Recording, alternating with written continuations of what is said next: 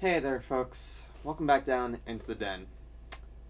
Bruins lose 6-5 in the shootout against the Tampa Bay Lightning in the Stadium Series.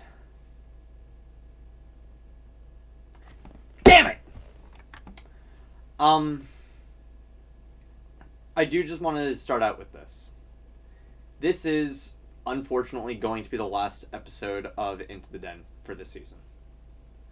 I've tried to keep persevering through a season that has seen more emotional turmoil than ever before. This is by all means the most devastating season to me emotionally, and it's a little bit like the game that we're covering. Started out hot, doing amazing, and then through a combination of my own personal fuck ups and just every and then through a combination of my own personal failings and everybody around me just completely fucking up. I end up losing. We end up losing. The details of this might end up in another video, and it might end up being only available to some people because it's been a tough season for me. It's been a tough season for me, and I have to do at some point what is best for my mental health. And that is going to be stopping Into the Den until next season. Now, that doesn't mean that my production is completely over. I am still going to be working on video essays. I'm going to be working on shorts. I'm going to be doing a bunch of other stuff. All I know is that right now, I cannot invest the emotional all I know is that right now I cannot invest the emotional, mental, and physical strain that is making a video after every Bruins game for the rest of the season. I will still be following the Bruins. I'm not saying this to be like I'm fuck the Bruins. I'm not watching the rest of the season. No, I'm still going to be watching. It's just a matter of I can't do this for the rest of the season. I have too much stuff in my life that is going haywire. That this is likely not going to end up. I have too much stuff in my life that is going haywire that I can't reasonably devote that time to. That I can't reasonably devote the time that it would take to make these videos to actually make them. So that unfortunately is the case. That this is going to be the final episode of Into the Den for the season. Until, at the very least, I might come back for the playoffs. I might come back here and there. But this is going to be the last. This is going to be the last episode for the regular season. But I have a sneaking suspicion that you guys won't particularly. You guys are not starved for content related to Bruins recaps, because at the same time, I understand that low quality Bruins fan has been doing this at a much higher quality for a lot longer of a time than I have, and big props to Ian, big props to Mr. Bonner. I love him. He's a good friend of mine. I'm gonna defer the rest of the season to him. He's gonna continue putting out quality content. He's gonna be continuing to put out high quality content for low quality Bruins fans such as you and I, and the party's gonna keep going on over there. I'm gonna be working on bigger projects that I can that I'm able to come back to without having the strain of a strict turnaround period. It's just the way that I need to do things. So with that said, let's get into the actual game. I think throughout this was definitely a case of the Bruins wearing a jersey that I was not necessarily on board with the moment that it dropped, but the moment that I saw it on the ice, it's perfect. It is an amazing, kit. Again, I kind of wish that the color scheme was more to the Bruins' regular gold, but I don't particularly mind the yellow. And the bear scratches on the bear claws on the helmet are a nice touch. I love that. Tampa's kits, oh my god, they look garbage. And John Cooper, I have no idea why. I know everybody loves to do their own thing for the Winter Classic and Stadium Series and being like, oh, we're doing something kooky with our get-ups. And I know for the Bruins it was dressing up as Colonial Minutemen, which is love to see that. Go Pats. Screw the Patriots Pro Shop, by the way. Screw the Patriots Pro Shop. That's one of the things that's been getting me down as of late. But absolutely go Pats. But get to the game. Hagel scores immediately, like 11 seconds. The fastest goal from anybody in outdoor NHL game history. It's incredible. That goal was you caught the Bruins lacking. And Aspero got burnt. Frickin' McAvoy got burnt. And then the Bruins claw back very, very strongly. We got 5-1. We got 5-1 with 2 goals from Geeky. An amazing stretch from the Bruins. One of their better 20 minutes of hockey. About the 5-minute mark of the first period to the 5-minute mark of the second. Just an amazing stretch of hockey from the Bruins, where we get 20 shots on goal to their 8. It's an amazing time. And then Pierre Lambert. Pierre. Hey, yo, Pierre, you want to come out here? Yeah. Pierre Lambert. Frickin'. The way that this game was officiated was the worst of any game that I have seen. I am not kidding. Like, this is the worst ref job I have seen in NHL history. The Bruins end up with 7 consecutive minor penalties. And for what it's worth, like, a solid 5 of them were actual penalties. The Bruins did mess up. Patra messed up. Kastelik fucked up. Swayman batted the puck over the glass with his hand. I don't know how you messed that up, but yeah, you messed that up. There were like 4 penalties on Tampa that did not get called. And every single one of them led to a power play that forced the Bruins onto the back foot. Now, I'm not gonna act like this game wasn't fun, and it was a giant dumpster fire, and one that resulted in, oh boy, you liked Ned and Bob? Let's do Swayman and Vasilevsky at center ice. And Swayman got taken down, but oh my god, we both have a freaking goalie fight in this season.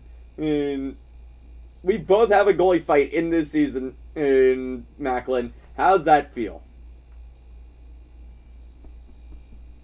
Good. At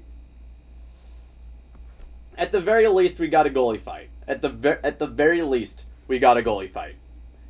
But everything else, just stupid penalties after stupid penalties. And yes, the Bruins messed up. I'm not acting like the Bruins didn't mess up. What I'm saying is that Tampa messed up a lot more than Tampa messed up at equal a clip to the Bruins and did not get called for any of it. Hell, oh my God, the overtime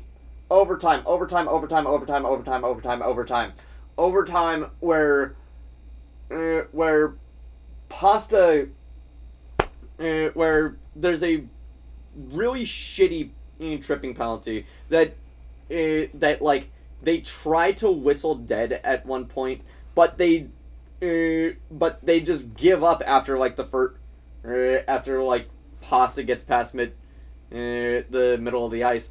He scores, and then the play comes back because of it. And like this was a testament to the incompetence of the NHL. And like even though it was like 41 in Tampa, Jesus, Florida, what the hell is going on there? What the hell do you guys got going on down there that it is that cold? Well, it was like 41 in Tampa, so this is like the only time that that something like this was actually going to be able to happen. And yet the ice quality, garbage. This was the worst ice that I think I've ever seen since at the very least the Lake Tahoe game. Since at the very least the game where the ice was actually freaking melting and they needed to stop play for like 20 minutes to make sure that it didn't melt. This was the worst ice since then. This was the worst ref job in a fucking minute. And like, I'm ripping on the refs a lot. I'm ripping on the refs.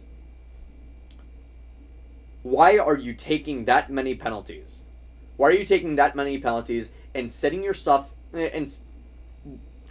why are you taking that many penalties and setting yourself up to inevitably drop a game in which you are winning by 4 goals? The first 4-goal comeback in Tampa's entire existence, by the way. They've been around for like almost 35 years at this point. And you blow it. You frickin' blow it.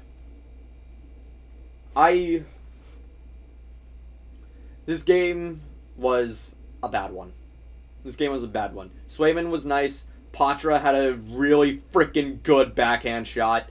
I think honestly this game was one that if there's one positive to take from this game, it's that I think Marco Sturm, seeing Patra in this game, I think he should be a little bit more amenable to allowing Patra to be on like the first or second line.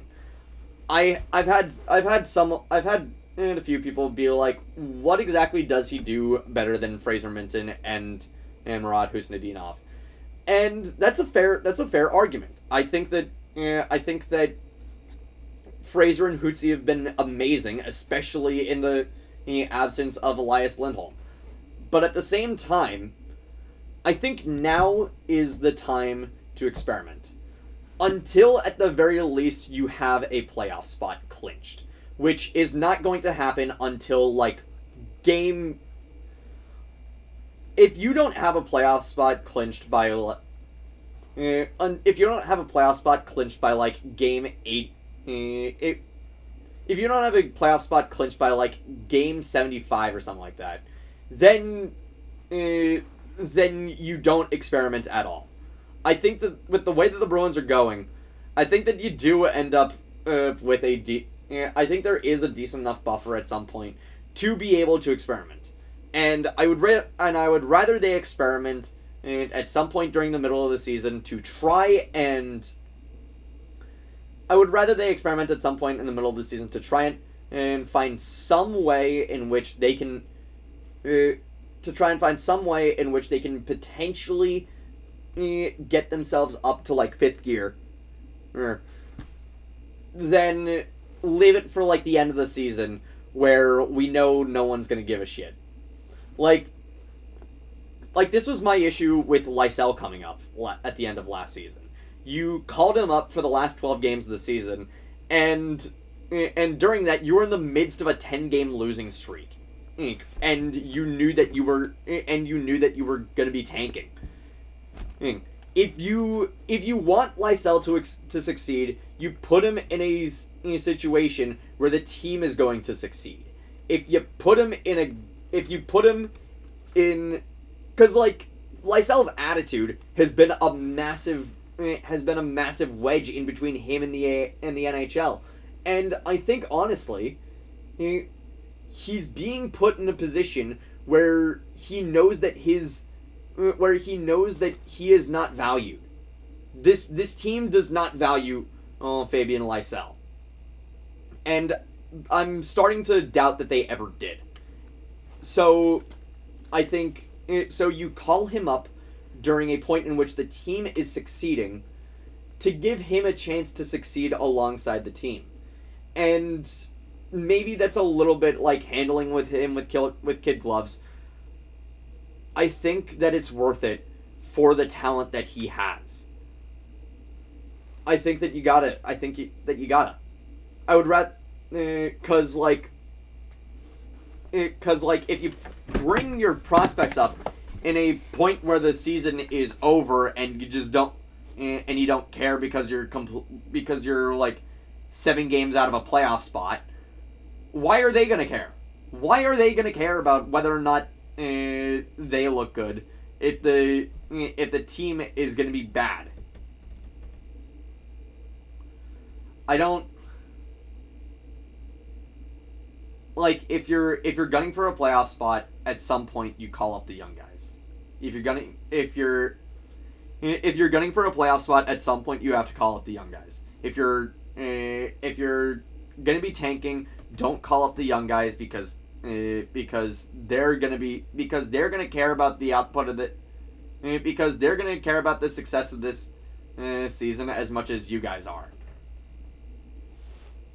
That's about where I'm at. So, thank you all so much for watching. Thank you all so much for sticking with me for this time. I hope to be back with a video essay by the end of February. This time about just trying to answer what the hell's going on with the Leafs. I'm a Bruins fan, but I enjoy being a voyeur to their downfall. I'm an old dirty bastard where that's concerned, and I love being a viewer of someone else's downfall.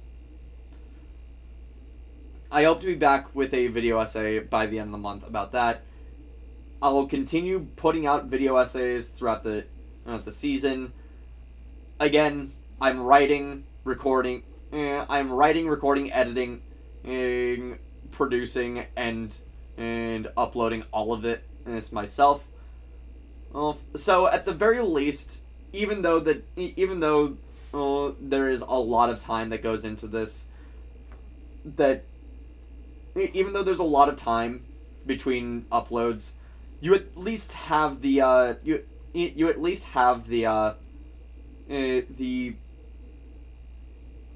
at least assured that this is all my creative vision, and 2, that I'm not using AI for any of it. Fuck AI.